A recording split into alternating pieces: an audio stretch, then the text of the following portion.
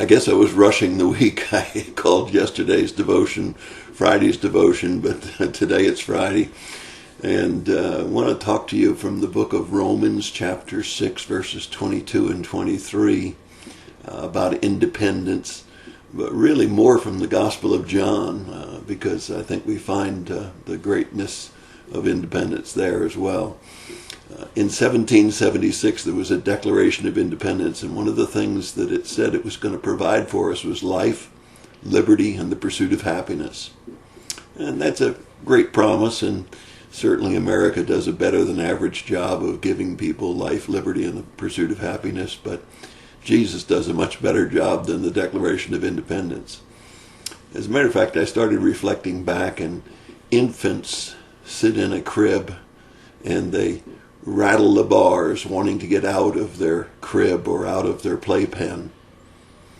Then teenagers have constant combat with their parents as they strain at the rules and the regulations, looking for freedom and independence. Then when people become adults, they want to own their own business because they don't want to take orders from somebody else. They want the freedom and the independence that they think that a business will bring.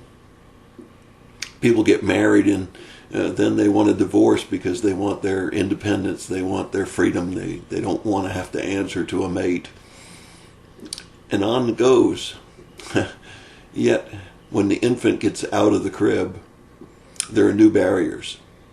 There are barriers of walls and doors, rules and regulations. When teenagers get out of the home and they find themselves in their own apartments, they find that there are laws and regulations and employers and all kinds of regulations on their lives, and they don't find the freedom they thought they were going to find. When the man owns a business himself, after a short while he suddenly finds out that the business owns him instead of vice versa, that he's putting in more hours than he ever did when he worked for somebody else, and he has more responsibilities and problems than he ever had before.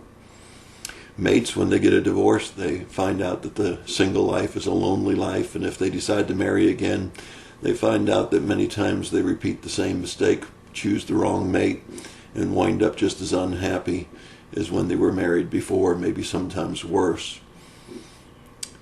So, what's the answer? We all want independence. We all want freedom. Well, John chapter 8, verse 34 says, anybody that commits sin becomes a slave to sin. And that's not independence, is it? In John 8:31 and 32, it says, Jesus spoke and said, know the truth, and the truth will set you free. In John 8:36, it tells us that the Son will make you free, and you'll be free indeed. Free from the wages of sin, and free from the absolute final consequences of eternal separation from God and an eternity in a place called hell. Yes, if we really want independence and we really want freedom, we need to be chained to the chariot.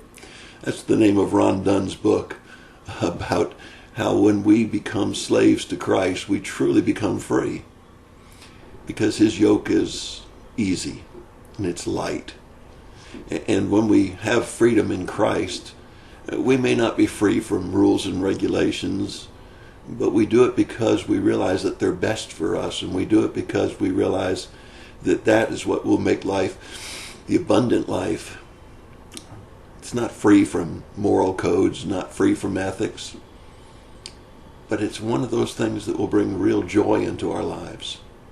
So if you want to be free, if you want to be independent, come to the Master, the one who says, I will make you free, and you'll be free indeed. That's your thought for the day. God bless you and have a great day.